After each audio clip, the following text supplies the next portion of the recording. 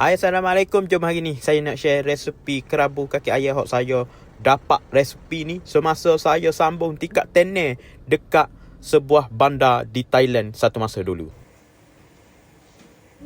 Jadi untuk barang-barang ni kita bubuh kaki ayam hok telah direbus ni, saya rebus selama 2 jam gua nak boleh koyo puk molek. Jadi barang-barang tadi lada burung, ni bawang putih dengan akar ketumbar tu sekali dengan daun ketumbar tu.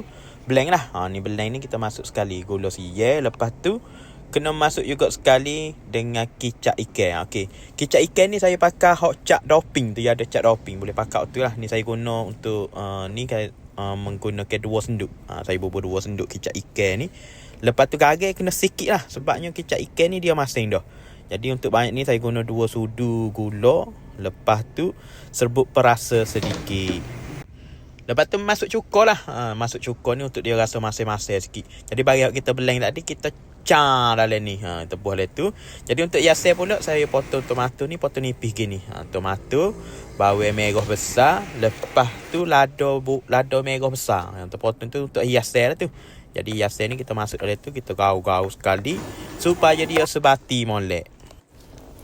Jadi bila kita sudah iris dia jadi nipis molek, kita gaul-gaul semua sebati. Kena rasa lah. Kalau ada tak cukup manis, kena tambah manis sikit ke apa.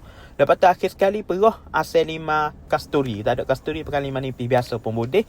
Lepas tu last sekali masuk daun ketumbar. Lepas tu bila dah daun ketumbar masuk, siaplah kita punya kerabu kaki ayam. Kalau rasa video ni bermanfaat, jangan lupa like, komen dan share. Terima kasih.